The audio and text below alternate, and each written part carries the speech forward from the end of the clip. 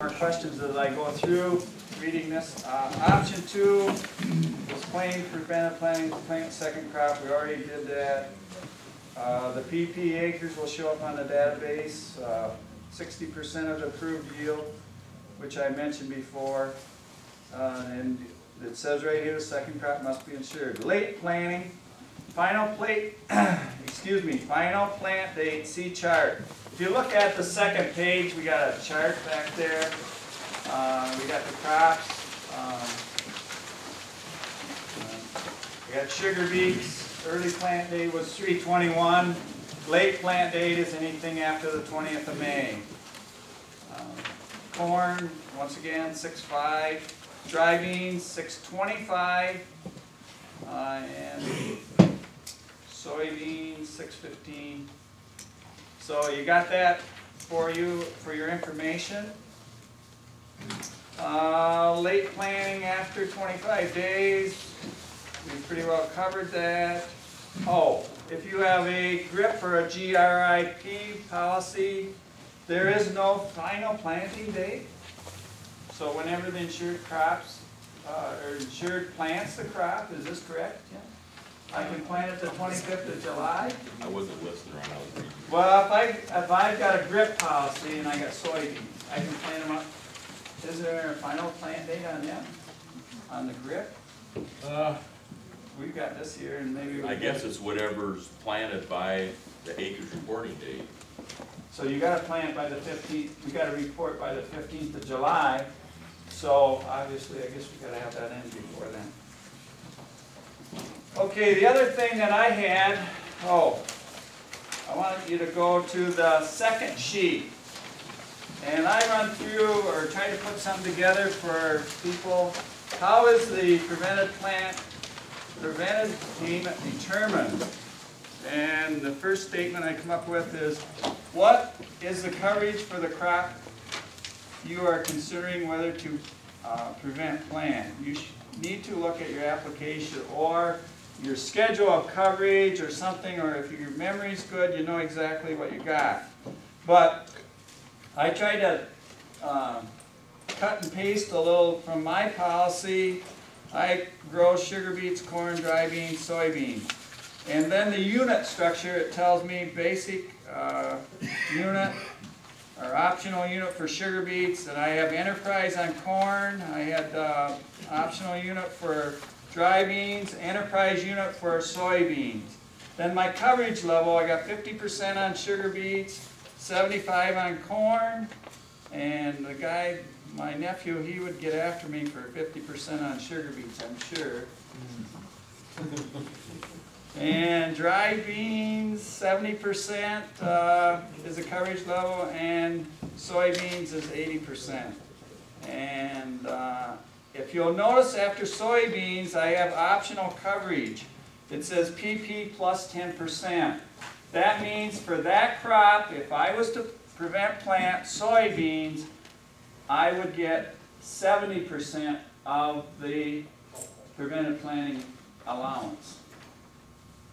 Okay, then number 2, it says, notice from the illustration above, the insured selected for corn a revenue plan at 75% level with enterprise units, and then I went through.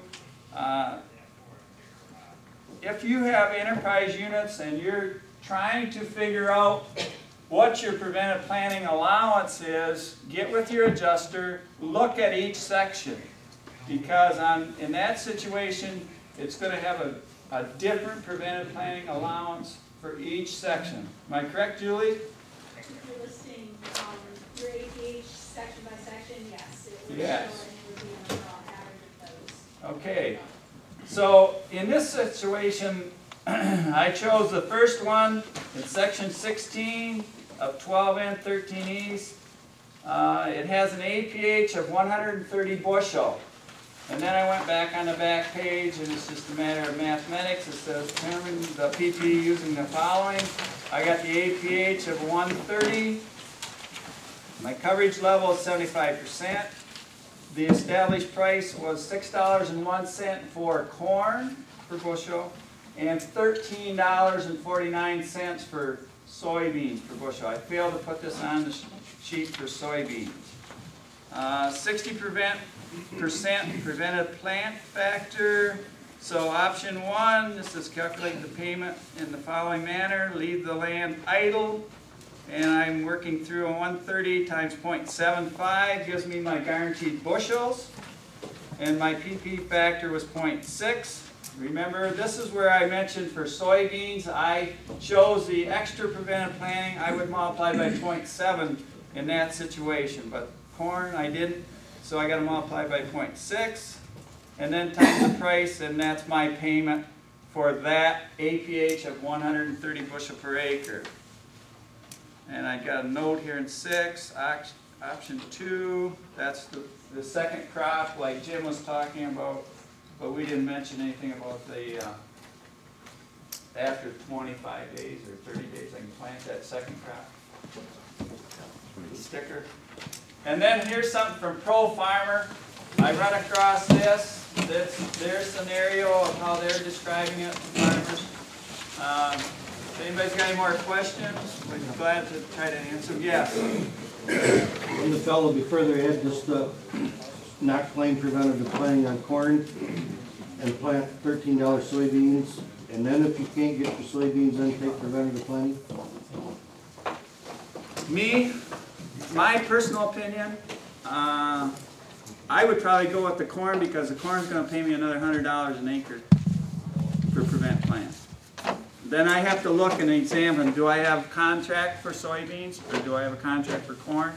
I've got to go through that scenario too, where, you know, what have I got up against? I want to add another twist to that, Ron. Let's say you are in that scenario and then you do claim prevent plant corn. That means on that acreage you can't plant nothing until July 1st. Well, let's say the adjuster comes, works your loss, he has to get your 4-year eligible history, and you've overplanted your corn history.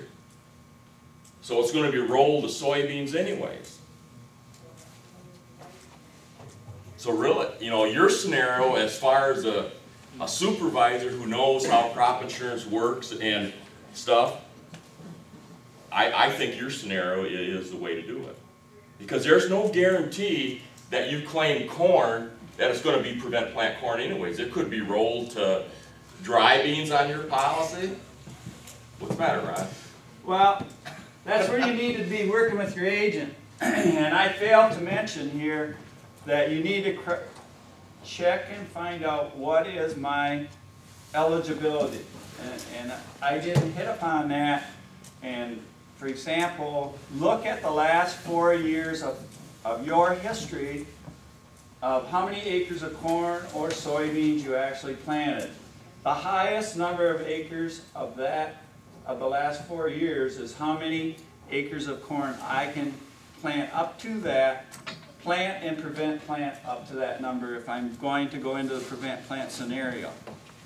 So that's where, when I'm trying to respond to your question, personally I would have probably digested that ahead of time so I know, well, 3 years ago I planted 400 acres of corn, so I've got 275 in now, so I've got another 125, then I would consider soybeans. You know, so that's what's going through my mind, and that's where you have to go back and talk to your agent, look at each section. What am I going to get paid if I'm going to go in this route? You know, and how many acres do I have to work with on corn if I'm going to do corn? How many with soybeans? And if I run out of those, they're going to go roll it to what? Wheat or the whatever? closest crop that has the closest liability. But in your example, you said you got just 125 acres that you could prevent plant corn. You would rather take the prevent plant on that than put 125 more acres of soys in? In my situation, if I'm considering what I can get as far as revenue, the corn is going to give you the bigger payment. Ron, he's not talking about second crop now. He's just talking about getting a plan, preventive planning and just planting soybeans. Yeah, just, Not file a claim and just go plant beans. yeah. That's up to, I don't know how to respond unless somebody else can help them. I just want to leave you guys with just a little bit of food for thought, and then I'm going to probably go sit down. But, every one of us in here, we were kind of born to work the ground, plant a crop, and harvest a crop. That's kind of what we're all here to do. And, insurance should be looked at as, not a way to work around the system, or I think every farmer is going to make more money if they plant a crop. If it's 3-4 days late, so what? You're still going to make more money with a planted crop. And I don't want you to think that I'm out here just because I'm from Great America and don't want to pay a prevent plant claim. That's not the case neither. I'm kind of giving you all the options, and me as a farmer, myself, I'm going to want to plant a crop unless you have a wet field that you absolutely can't get it ready for wheat, or maybe you want to tile it. Hey, you use this prevent plant as a tool to do that. Don't use prevent plant as a tool to try to buy out of a contract because you're claiming PP, and then maybe planting a crop after July 1st that you don't even have on your policy. So let's say dry beans, and put that risk out there. And then, you contract dry beans, and then, man, I had to buy out of my corn contract.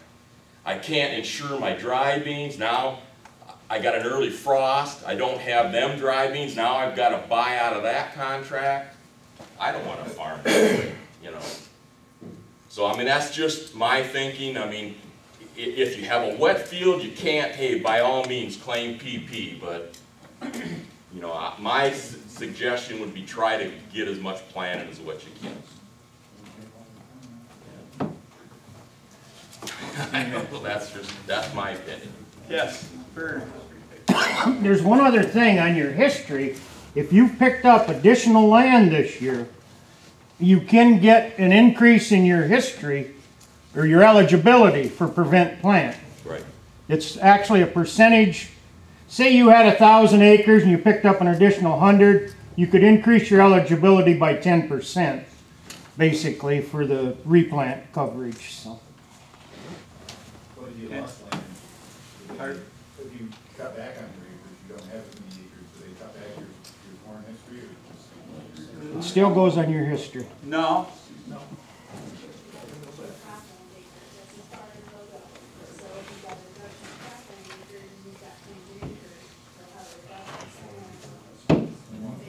Say that loudly, do it. If you've got a reduction in acres, what's gonna happen is you can only plant your cropland acres that you planted before. So if you've got acres planted, that combined with prevent plant can only reach your cropland acres, that's it. But I mean, That makes sense. like let's say I had 1,000 acres of corn and 1,000 acres of beans, and then my cropland got down to 1,500. I could still have 1,000 of corn and And then 500 of soys, yes, because you've got the you can base. use a lower value. Right, you've got the base for corn.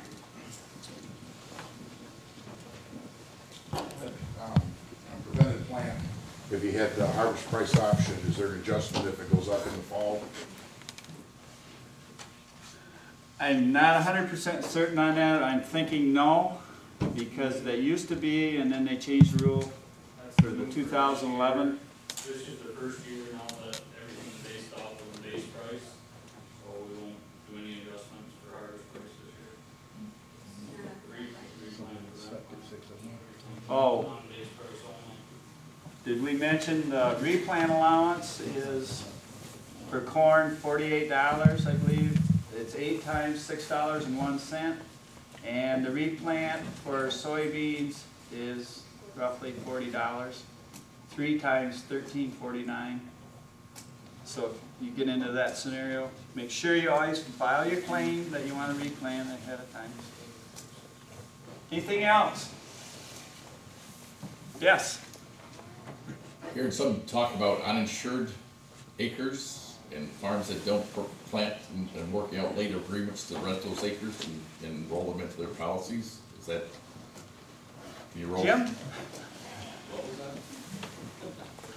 When do I have to certify what acres I'm farming would be the question. If I have a landlord that may have some of their own acres or I'm on a shared crop arrangement, is there a methodology that I can insure some of his acres by renting them before the final dates of planting or the final dates of reporting with the FSA office? I haven't reported my acres yet, but I work up a late rental contract and absorb those acres. Is it a crop that you normally plant on your policy? It'll be corn or soybeans. I guess as long as it's certified and on the income report by July 15th, it's not an issue. Something some of you might be considering as far as some of your landlords or family members, if they have those folks that are uninsured, it may be something to work through with your agent as to whether or not it's possible to get some acres covered on our policy that aren't currently covered. Yeah, that's Another why slant. we don't do much share renting here.